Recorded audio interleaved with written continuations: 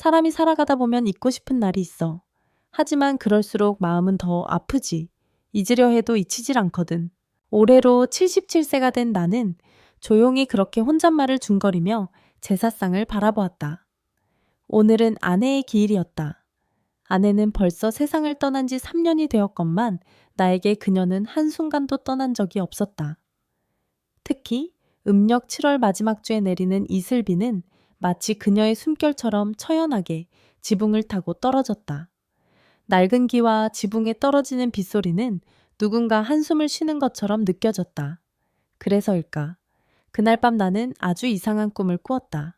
꿈속에서 나는 내 어린 시절 살았던 전통 한옥의 대청마루 앞에 서 있었다. 그곳에는 늘 아내가 앉아 뜨개질하던 툇마루가 있었는데 그 자리에 아내가 서 있었다. 여전히 작은 체구에 회색 저고리와 어두운 치마를 입고 머리는 가지런히 틀어 올린 채였다. 손에는 제삿날 외가댁 갈 때 들고 가던 향초 묶음이 들려 있었고 그녀는 묵묵히 나를 바라보다가 고개를 살짝 가로저었다. 말 한마디 없이 조용히. 이상하게도 그 눈빛은 또렷했지만 그 속에 알 수 없는 슬픔이 서려 있었다. 자기야 어디 가는 거야? 나는 꿈속에서 그녀에게 조심스럽게 물었다. 하지만 그녀는 대답하지 않았다. 입술을 꼭 다문 채 고개를 돌리고는 아주 천천히 대문 쪽으로 발걸음을 옮기기 시작했다.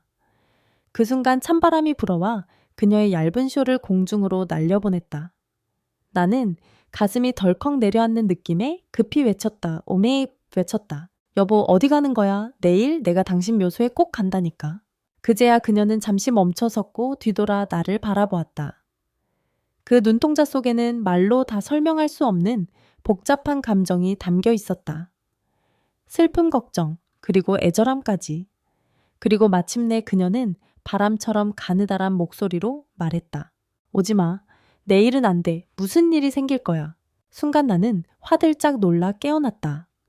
가슴이 쿵쾅거리며 눈을 떴을 땐 방 안은 캄캄했고 창문 너머로 희미한 달빛이 스르르 흘러들고 있었다. 땀이 등에 흥건히 젖어 있었고 손은 떨리고 있었다. 탁상 시계를 보니 새벽 3시 15분. 창문을 열자 빗소리와 함께 아주 익숙한 향이 코끝을 스쳤다. 그것은 아내가 생전에 가장 좋아하던 베개향 바로 그 라벤더였다. 아무도 없는 방 안에 퍼지는 그 향기를 맡는 순간 심장이 세차게 고동쳤다. 그건 단순한 꿈이 아니었다. 나는 직감했다. 아내가 뭔가 말하려고 했던 거라는 것을.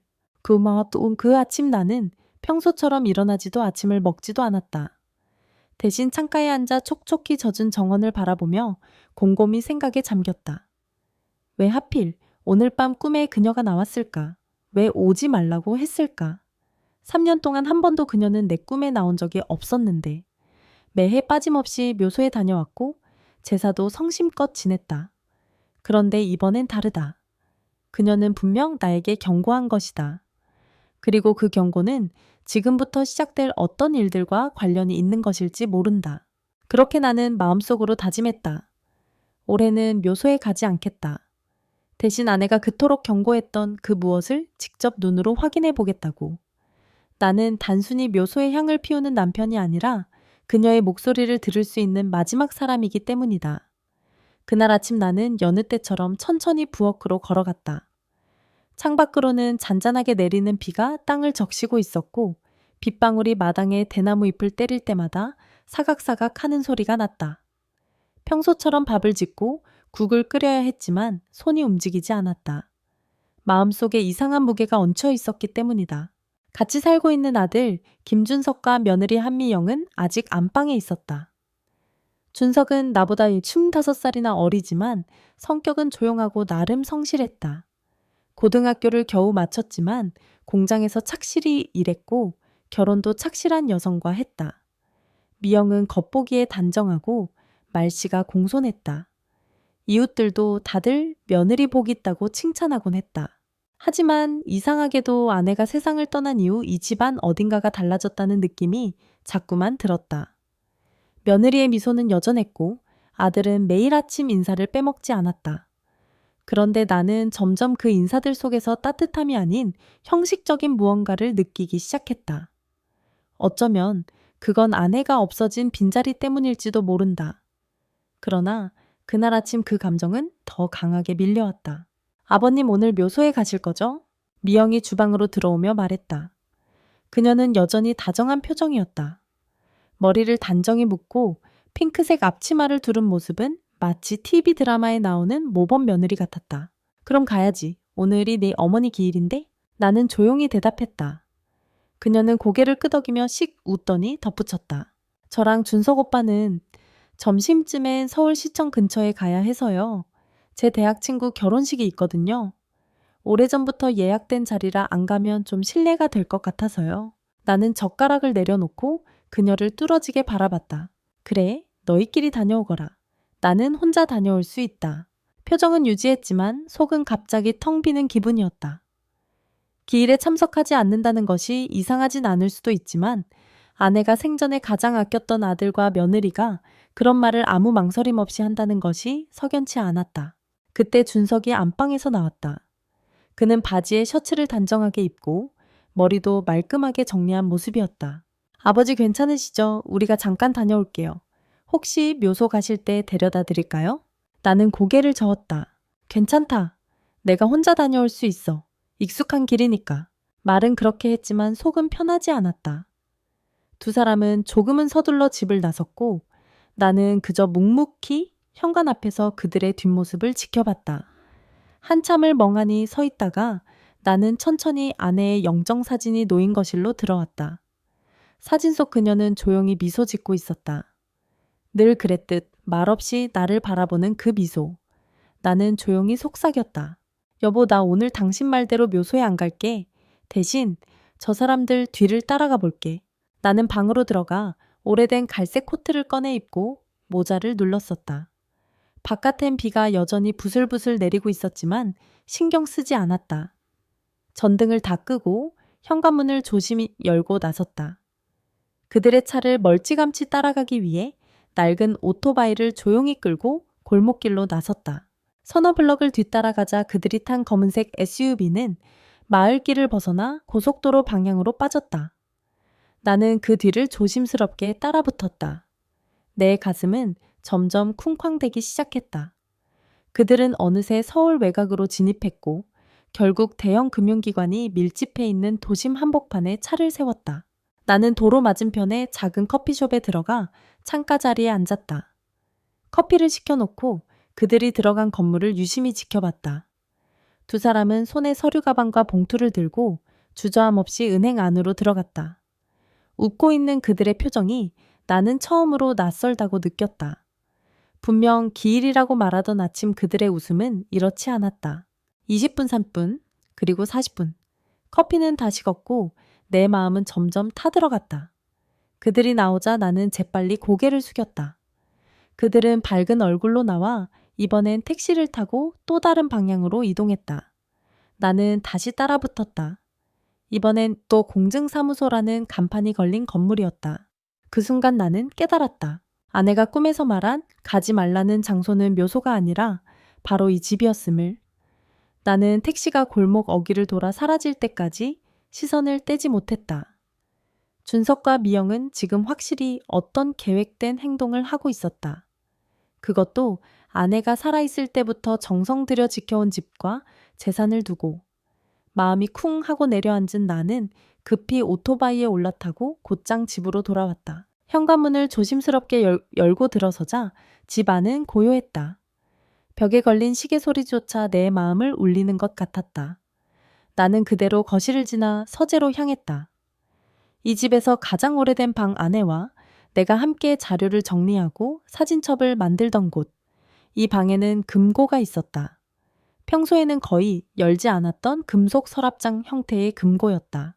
손이 떨렸지만 나는 숫자 다이얼을 돌렸다. 0823, 우리 결혼기념일. 느달깍. 금고문이 열리는 소리가 너무 크게 들렸다. 그 안에는 있어야 할 것들이 아무것도 없었다. 등골이 서늘해졌다. 등줄기로 식은땀이 타고 흘렀고 나는 그 자리에 털썩 주저앉았다. 집문서, 통장, 보험증권, 인감도장 모두 사라져 있었다. 그것은 단순한 실수일 수 없었다. 의도적인 이동이었고 가족 중 누군가의 손이 닿지 않고서는 불가능한 일이었다. 나는 한참을 그 자리에 멍하니 앉아있다가 천천히 고개를 들었다. 정면엔 아내의 영정사진이 걸려 있었다. 정갈하게 단장된 그 사진 속 그녀는 평소처럼 은은히 웃고 있었지만 왠지 오늘따라 그 미소 속에 슬픔이 섞여 있는 듯 느껴졌다. 여보, 당신 맞았어. 당신 말대로 오늘 뭔가 안 좋은 일이 일어날 뻔했어. 좀만 멈춰. 나는 사진 앞에 무릎을 꿇었다. 두 손을 모아 간절히 빌었다. 당신이 경고해준 덕분에 내가 이걸 눈치챘어. 하지만 이게 다라면 난 당신에게 너무 미안해. 당신이 세상을 떠난 게 정말 단순한 일이었을까. 그 순간 내 머릿속에 하나의 장면이 떠올랐다. 아내가 세상을 떠나기 몇 달 전, 몸이 많이 약해져 침대에 누워있던 그 시기였다. 어느 날 나는 침실 문을 열려고 했지만 미영이 막아서며 말했다. 어머님이 지금 많이 지치셨어요. 푹 쉬게 해드릴게요, 아버님. 그땐 그저 효심이라 생각했고 고마웠다. 그런데 지금 돌이켜보면 그녀가 나를 방에 들이지 않으려 했던 이유는 따로 있었던 것 아닐까? 아내가 복용하던 약도 진료 기록도 내가 직접 확인한 적은 한 번도 없었다. 모두 미영이 관리하고 있었다. 나는 이제서야 그것이 얼마나 이상한 일이었는지 깨달았다. 머리가 어지러질했다. 나는 당장 누군가와 이야기를 나눠야 했다. 내가 가장 믿을 수 있는 사람, 오랫동안 법조계에 몸담고 은퇴한 박현태 변호사. 내 오랜 친구였다. 나는 떨리는 손으로 휴대폰을 꺼내 번호를 눌렀다. 여보세요, 현태야, 나 도현이야. 지금 당장 좀 도와줄 수 있겠니? 그의 목소리가 수화기 너머로 들려왔다. 무슨 일인데 그렇게 떨려? 너 지금 괜찮은 거야? 아니, 사실은 전혀 괜찮지 않아. 나 아들한테 뭔가 당하고 있는 것 같아. 그리고 아내 순자 그녀의 죽음이 뭔가 이상해. 박현태는 한참 말이 없더니 조용히 말했다. 도연아, 내가 갈게. 오늘 밤 내 집으로 갈게. 우리 둘이서 이걸 끝까지 밝혀보자. 그 말을 듣는 순간 나는 울컥하고 눈물이 났다. 나 혼자가 아니라는 사실이 그렇게 고마웠다. 하지만 그보다 먼저 나는 아내가 남긴 마지막 단서를 찾아야 했다. 박현태 변호사와의 통화를 마친 후 나는 거실에 앉은 채 한참을 움직이지 못했다. 빗소리는 어느새 그쳤고 창밖의 저녁 햇살이 조금씩 집 안으로 스며들고 있었다. 그 따뜻한 빗줄기 속에서 아내의 미소가 자꾸 떠올랐다. 조용히 거실을 정리하며 말없이 찻잔을 내오던 모습, 내가 다리를 삐끗했을 때 다급히 약국에 달려가던 모습, 그리고 마지막으로 병상에 누워 내 손을 꼭 잡고 했던 말. 내가 먼저 가도 당신은 꼭 살아야 해요. 살아서 진실을 마주해야 해요. 그때는 그냥 마음 편히 하려는 인사라 여겼다. 하지만 이제 그 말은 경고처럼 들렸다. 나는 자리에서 일어나 계단을 올랐다. 목적지는 2층 다락방 순자가 생전에 기억의 방이라 불렀던 작은 공간이었다. 거기는 아내가 자주 머물며 오래된 책과 사진 편지들을 정리하던 장소였다. 어느 순간부터 나도 그 방을 조심스럽게 여겼다. 아내의 공간이었고 나는 함부로 들추지 않기로 했었다. 하지만 오늘만은 달랐다. 계단을 한 발 한 발 오르면서 나는 속으로 말했다. 순자야, 미안해. 이번만은 내가 들어가야겠다. 문은 조금 뻑뻑했지만 예전처럼 비밀번호 자물쇠는 그대로였다. 1576, 우리가 처음 만난 해. 숫자를 누르고 문을 여는 순간 오래된 나무 내음이 코끝을 스쳤다. 서랍장과 책장이 가지런히 놓여 있었고 천장의 작은 창문으로 햇살이 부드럽게 비치고 있었다. 그 방은 마치 시간의 흐름이 멈춘 듯했다. 나는 조심스럽게 책장 위부터 살펴보기 시작했다. 손때 묻은 편지, 결혼사진 아이들, 어릴 적 그림 일기까지 있었다. 아내가 그것들을 얼마나 소중히 간직했는지 한 장 한 장이 증명하고 있었다. 그리고 방 한쪽 구석, 단단한 소나무로 만든 서랍장이 눈에 들어왔다. 서랍을 열어보니 그 안에는 천으로 곱게 감싼 작은 상자가 있었다. 상자 안에는 낡은 수첩 한 권과 노란 봉투, 그리고 USB 드라이브 하나가 고이 놓여 있었다. 손이 떨렸다. 나는 그 수첩부터 열었다. 첫 페이지엔 아내의 또렷한 필체가 보였다. 2022년 5월 3일. 오늘도 미영이 약을 바꿔치기 한 것 같다. 약 봉지가 병원에서 준 것과 다르다. 묻자 화를 냈다. 어머님은 아무것도 모르니까 그냥 드시면 돼요 라고 했다. 도연이에게 말하고 싶지만 그는 상처받을 것이다. 아직은 내가 참아야 한다. 나는 수첩을 꼭 끌어안았다. 마치 아내의 숨결이 그 안에 살아있는 것처럼 느껴졌다. 그녀는 모든 걸 알고 있었다. 하지만 나를 위해 끝까지 참고 있었던 것이다. 나는 눈물을 꾹 참고 USB를 들고 서재로 내려갔다. 노트북을 켜고 USB를 꽂자 폴더 하나가 나타났다. 이름은 단순하게 순자의 기록이라고 되어 있었다. 그 안에는 음성 파일 사진, 그리고 몇 개의 영상 파일이 들어 있었다. 나는 떨리는 손으로 첫 번째 음성 파일을 열었다. 엄마가 아버지에게 남기고 싶은 말은 아직 말하지 못한 게 있어요. 준석이와 미영기가 당신이 믿는 그런 아이들이 아니에요. 내 약을 바꿔치기 하고 있어요. 그리고 우리 집을 담보로 돈을 빼가려 해요. 나는 내가 이대로 떠나면 당신이 위험해질까봐. 그녀의 목소리가 스피커를 타고 흘러나왔다. 조용하지만 단단하고 담담하지만 슬펐다. 나는 화면을 응시하며 멍하니 눈물을 흘렸다.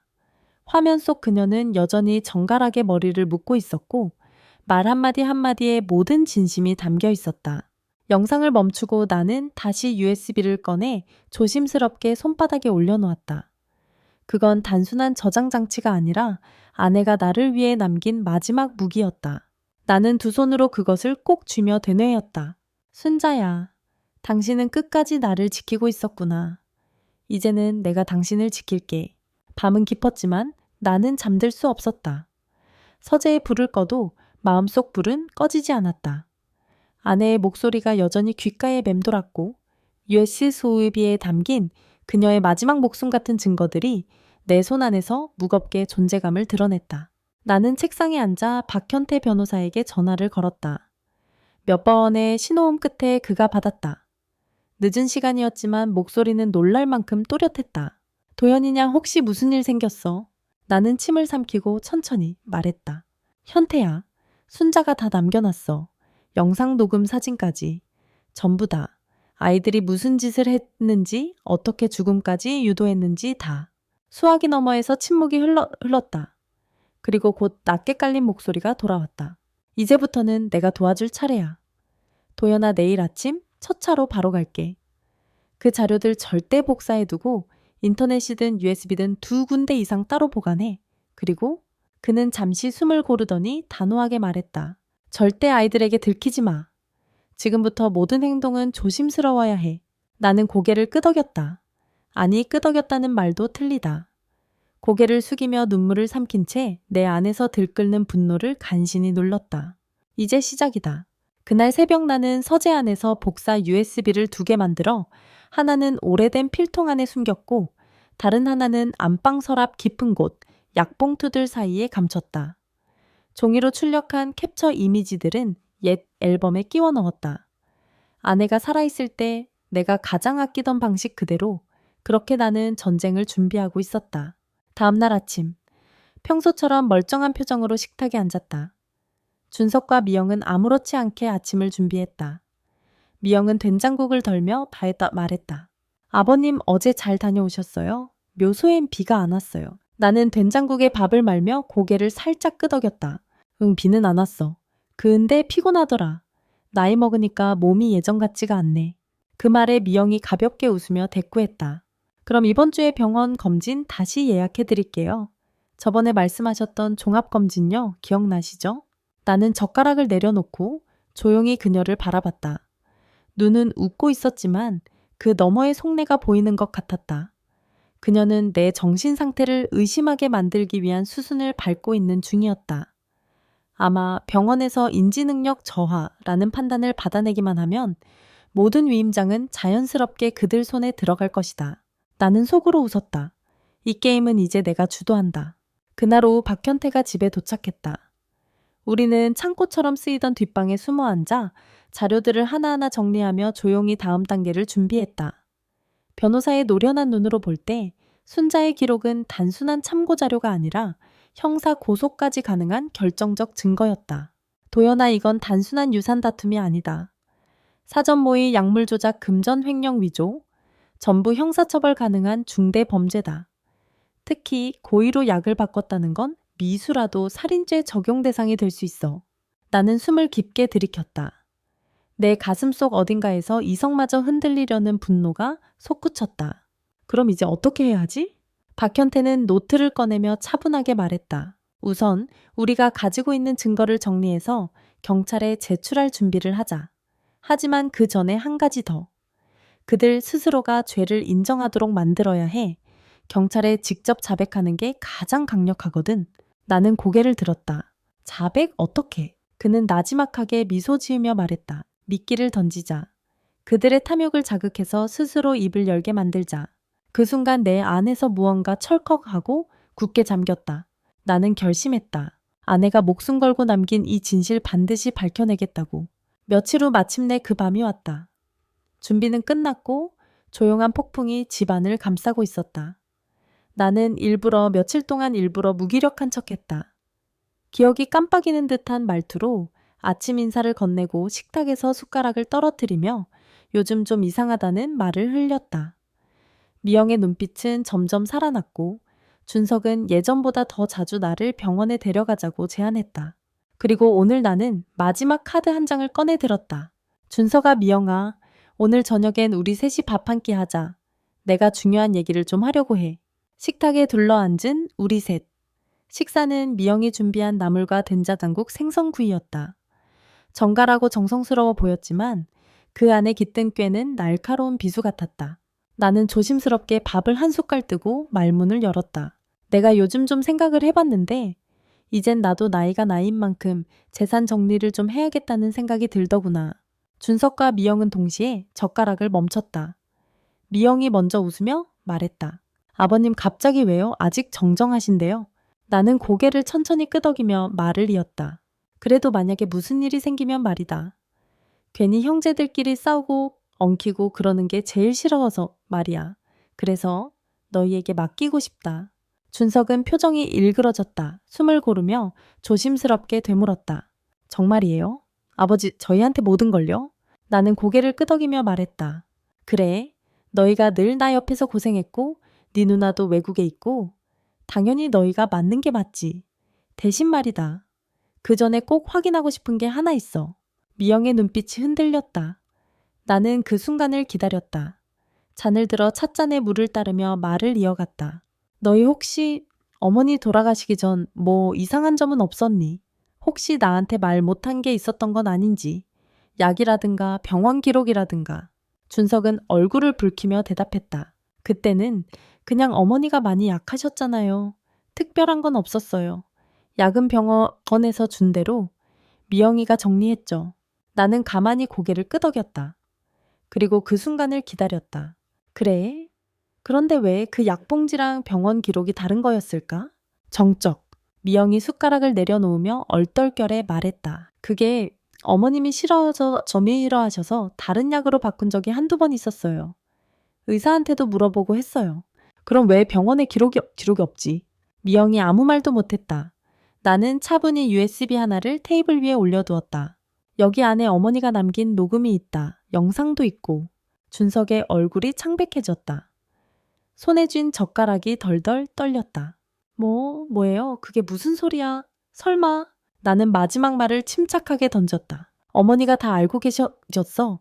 미영이가 약을 바꾼 것도, 통장을 가져간 것도, 집문서를 어디다 넘기려 했던 것도, 심지어 둘이서 날 요양원에 보내려 했던 이야기까지. 정적이 이어졌다. 처음으로 정보머스다. 준석이 벌떡 일어섰다. 하지만 그 순간 초인종이 울렸다. 띵동. 나는 조용히 말했다. 아, 손님이 왔네? 현관문이 열리자 경찰 2명과 박현태 변호사, 그리고 민간 탐정 최성준이 들어섰다. 경찰은 손에 영장을 들고 있었다. 김준석 씨, 한미영 씨. 두 분은 고인의 유산을 노린 사기 및 횡령 의료 기록 조작, 그리고 살인 미수 혐의로 체포합니다. 뭐라고요? 이건 말도 안 돼, 아버지. 이건 당신이 꾸민 거예요. 나는 조용히 고개를 저었다. 아니, 너희가 만든 거야. 스스로 입으로 말했잖니. 내 앞에서. 준석은 주저앉았고 미영은 발버둥을 쳤지만 소용없었다. 그들은 수갑을 찬 채 경찰에 의해 끌려나갔다. 현관문이 닫히는 순간 집 안에는 다시 고요가 찾아왔다. 나는 거실로 돌아와 아내의 사진 앞에 무릎을 꿇었다. 순자야, 나 해냈어. 당신이 지켜준 덕분이야. 촛불은 조용히 흔들리고 있었고 나는 처음으로 깊이 숨을 들이켰다. 모든 것은 끝났고 동시에 또 다른 시작이었다. 그날 밤 집은 믿을 수 없을 만큼 조용했다. 아니, 그동안 내가 익숙했던 조용함과는 달랐다. 이건 고요가 아니라 텅 빈 정적이었다. 아내가 떠난 날도 이렇게 적막하지는 않았다. 그때는 슬픔 속에서도 사람들의 발걸음이 있었고 애도의 말들이 있었다. 하지만 오늘 밤은 아무 말도 아무 소리도 없었다. 나는 거실 한가운데에 홀로 앉아 있었다. 경찰차가 떠난 지 몇 시간이나 지났는지조차 감각이 흐릿해졌다.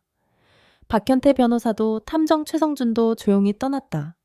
그들은 나를 안쓰러운 눈빛으로 바라봤지만 나는 끝내 아무 말도 하지 않았다. 말하고 싶지 않았다. 나는 이겼지만 아무것도 얻은 것이 없었기 때문이었다. 아내의 영정 사진을 마주한 나는 천천히 무릎을 꿇고 앉았다. 그 작은 사진 속의 웃음이 오늘따라 낯설게 느껴졌다. 그 미소 안에 얼마나 많은 고통이 숨어 있었던 걸까? 나는 그 어떤 것도 몰랐다. 아내는 혼자 싸우고 혼자 참고 혼자 죽음을 맞이했다. 산자야. 입을 열었지만 말은 끝나지 않았다. 대신 눈물이 터졌다. 오랜 시간 억눌렀던 감정들이 마치 문을 박차고 나오는 것처럼 흐르기 시작했다. 나는 마룻바닥에 이마를 대고 조용히 울었다. 누가 듣는 사람도 없었지만 나조차도 이해하지 못했던 눈물이었다. 나 정말로 이렇게까지 해야 했을까? 자책과 후회의 슬픔과 공허가 뒤엉켰다. 나는 정의를 선택했지만 그 대가는 피보다 더 쓰라렸다. 자식을 법정에 세우는 아버지. 자식의 입에서 죄를 자백받고 수갑을 채우는 모습을 지켜본 아버지. 누구도 그런 가르침을 해준 적 없었다. 그날 밤 나는 안방으로 가지 않았다. 아내와 함께 누웠던 그 침대에 오늘은 도무지 들어갈 수 없었다. 대신 서재 옆 작은 방에 얇은 이불을 펴고 누웠다. 그리고 한없이 천장을 바라봤다. 방 안은 깜깜했고 시계 초침 소리만 또렷했다. 그 순간 기억 한 조각이 떠올랐다. 준석이 어릴 적 내 손을 꼭 잡고 말하던 말. 아빠 나 크면 아빠처럼 될래요. 아빠처럼 멋있는 사람 될 거야. 그 아이는 어디로 사라진 걸까? 그 해맑은 눈망울은 어떻게 그렇게 변했을까? 아니 어쩌면 내가 놓친 걸까? 내가 너무 오래 외면한 걸까? 아내가 사라지고 나는 그저 멍하니 살아만 왔고 내 아이가 어떤 삶을 사는지 무슨 생각을 하는지 진심으로 들여다본 적이 있었던가? 준서가 나는 그 이름을 조용히 불렀다. 아무 대답도 없었다. 침묵뿐이었다. 그 고요한 침묵 속에서 나는 다시금 깨달았다. 내가 쌓은 건 돈도 아니고 재산도 아니었다. 내가 쌓은 건 바로 가족이라는 이름 아래 벌어진 가장 깊은 배신과 마주하는 용기였다. 새벽이 올 때까지 나는 잠들지 못했다. 어두운 방 안에서 아내의 손편지를 다시 꺼내어 한 줄 한 줄 읽었다. 당신은 강한 사람이에요. 하지만 강하다는 건 울지 않는 게 아니라 울어도 앞으로 나아가는 거예요. 그 문장을 읽는 순간 나는 눈을 감고 속삭였다. 그래, 순자야. 나 아직 멈출 순 없어. 나는 살아야 해. 우리가 함께 지켜낸 것들을 위해. 며칠이 지나고 집안의 정적은 여전히 가라앉은 연못 같았다. 하지만 그 고요함 속에서 나는 조금씩 아주 천천히 숨을 다시 쉬기 시작했다. 아내가 남긴 편지와 수첩, 그리고 USB는 이제 책상 서랍, 가장 깊은 곳에 보관되어 있었다.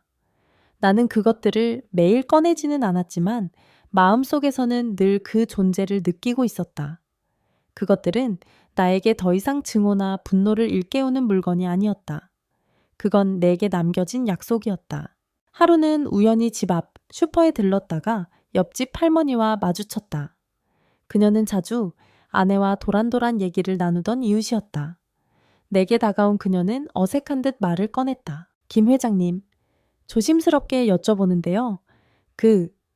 며느리랑 아드님. 무슨 일이 있었던 건가요?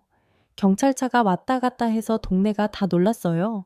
나는 웃지 못하고 고개만 끄덕였다. 설명할 수 없는 이야기였다. 아니, 설명해도 이해받기 어려운 이야기였다. 가족이라는 단어는 그만큼 복잡했고 동시에 그만큼 아팠다. 그날 밤 나는 오랜만에 서랍 깊숙이 넣어두었던 오래된 사진첩을 꺼냈다. 아내와 나의 젊은 시절 첫 집을 장만하고 찍었던 사진 준석이 유치원 졸업식 때 찍은 사진. 모두 그때는 아무 문제가 없었던 듯 보였지만 이제 보면 그 속에 내가 보지 못했던 것들이 너무 많았다. 너무 바쁘다는 이유로, 너무 늙었다는 핑계로, 너무 외롭지 않게 살고 싶다는 마음으로 나는 스스로를 점점 작게 만들며 세상을 축소시켰던 것이다.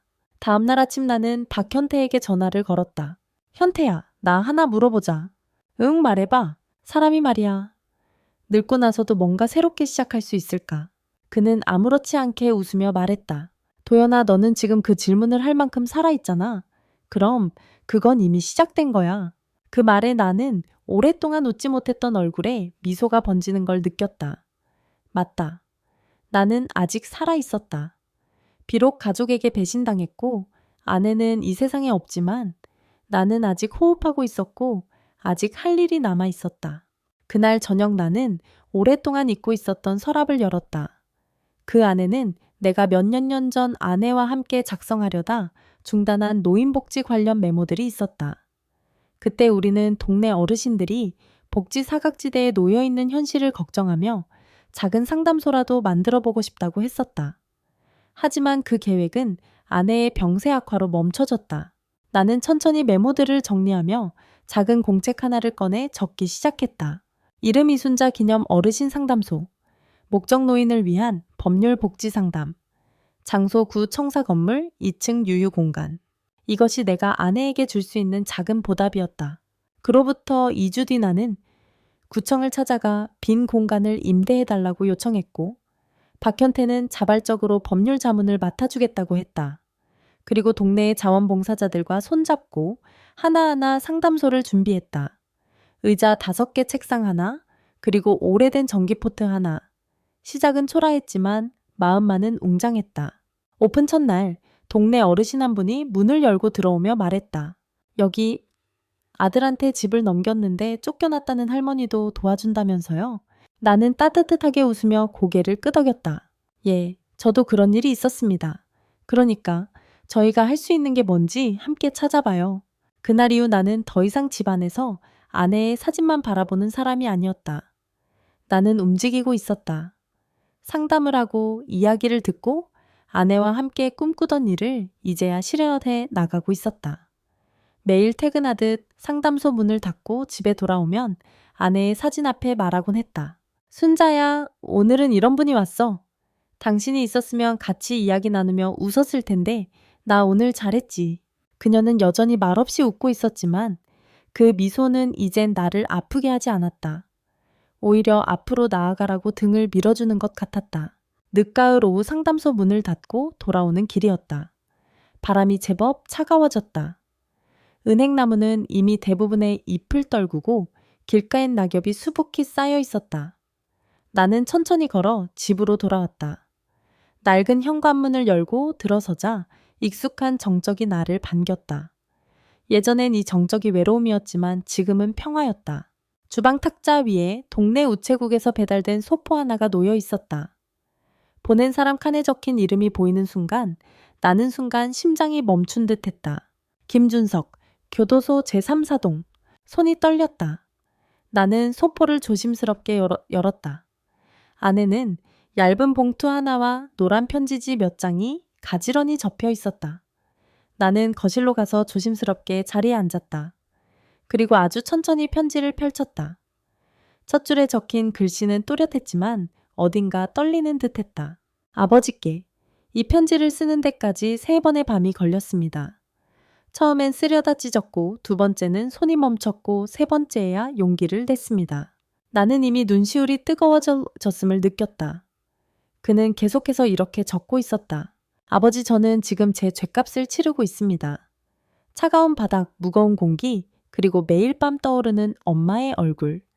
저는 매 순간 그 눈빛을 떠올리며 살아갑니다. 엄마가 마지막으로 저를 바라보던 그날 저는 알았습니다.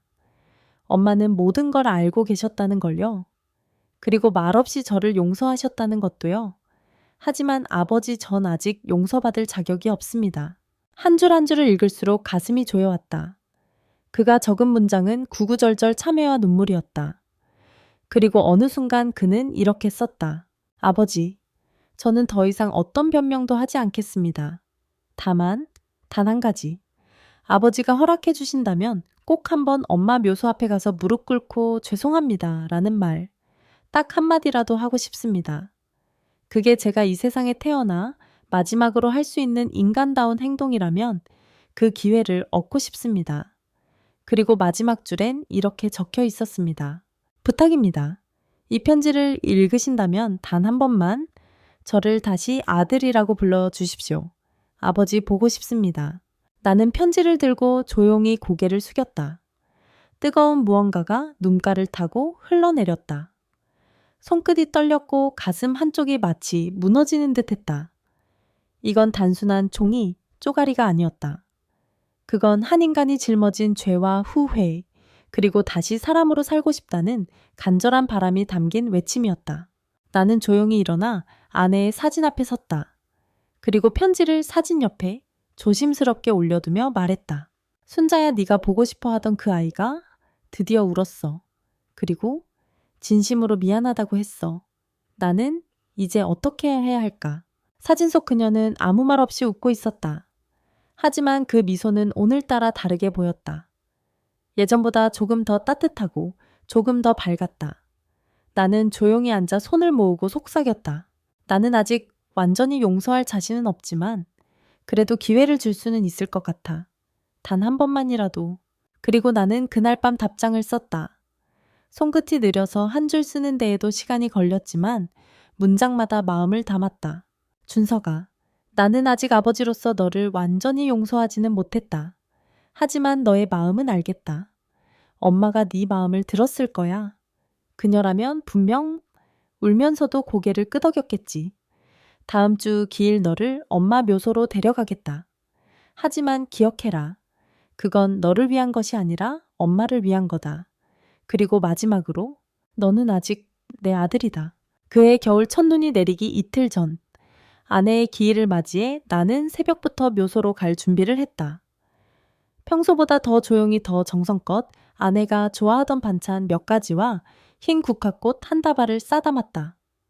그리고 한참 후 교도소에서 호송 차량 한 대가 조심스레 마을 어귀에 도착했다.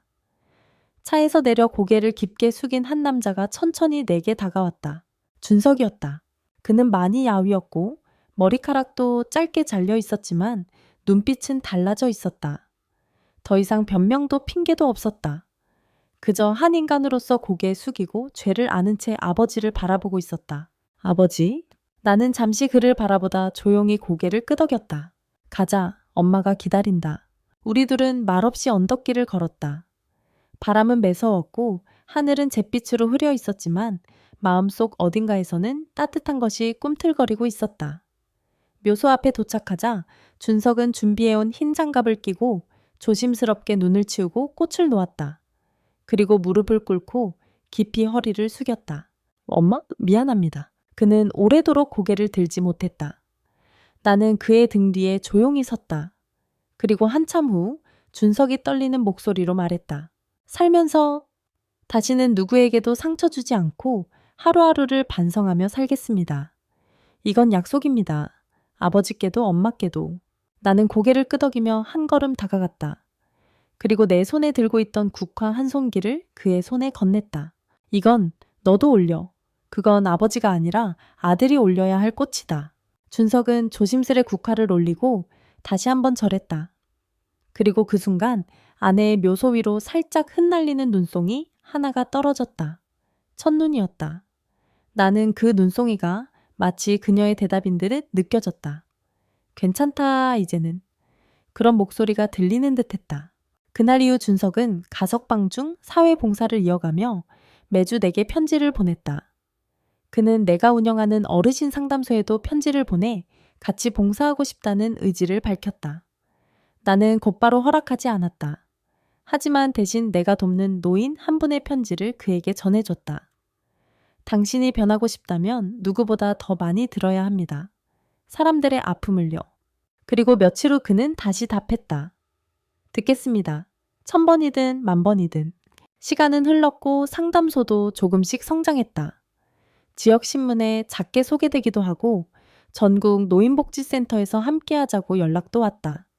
하지만 내게 가장 큰 변화는 내 안에서 일어났다. 나는 더 이상 분노로 하루를 보내지 않았고 더 이상 과거에 묶여 있지 않았다. 아내는 여전히 내 옆에 있었다. 사진 속이 아니라 내가 돕는 이웃들의 미소 속에서 상담소 벽에 걸린 그녀의 송글씨 속에서 그리고 준석의 편지 끝 인사 한 줄 속에서도 아버지 오늘도 살아있어 감사한 하루였습니다. 나는 그 문장을 읽으며 미소를 지었다. 그리고 하루를 마무리하기 위해 늘 그렇듯 아내의 사진 앞에 앉았다. 따뜻한 차 한 잔을 내려놓고 나는 조용히 속삭였다. 순자야, 우리 잘 키웠지 힘든 길이었지만 결국은 서로를 지켰어. 촛불은 가볍게 흔들리며 마치 대답처럼 일러 넘겼다. 그리고 그 순간 나는 알았다. 사랑은 끝나는 것이 아니라 전해지는 것임을. 지금까지 긴 이야기 함께 들어주셔서 진심으로 감사합니다. 이 이야기는 허구일 수도 있고 실제 어느 어르신의 삶일 수도 있습니다. 하지만 분명한 건 이 이야기가 우리 마음 깊은 곳에 어떤 울림을 남긴다는 것입니다. 혹시 여러분도 가족 사이에서 상처받은 기억이 있으신가요? 혹은 너무 늦어버려 말을 못 전했던 사랑이 있었나요? 오늘 이 이야기를 통해 그분에게 전하고 싶은 말이 떠오르셨다면 지금 그 마음을 놓치지 말아주세요. 댓글로 여러분의 이야기 느낀 점을 나눠주세요. 우리 함께 이야기하고 함께 위로하고 또 함께 살아갑시다. 그리고 아직 이 영상을 보지 못한 누군가에게도 이 따뜻한 이야기를 전해주신다면 더 많은 마음이 이어질 수 있습니다. 좋아요, 구독, 알림 설정도 부탁드립니다. 이야기를 계속 듣고 싶다면 함께 걸어가는 이 길에서 여러분의 발걸음이 큰 힘이 됩니다. 끝이 아닌 시작. 우리는 언제나 다시 사랑할 수 있습니다.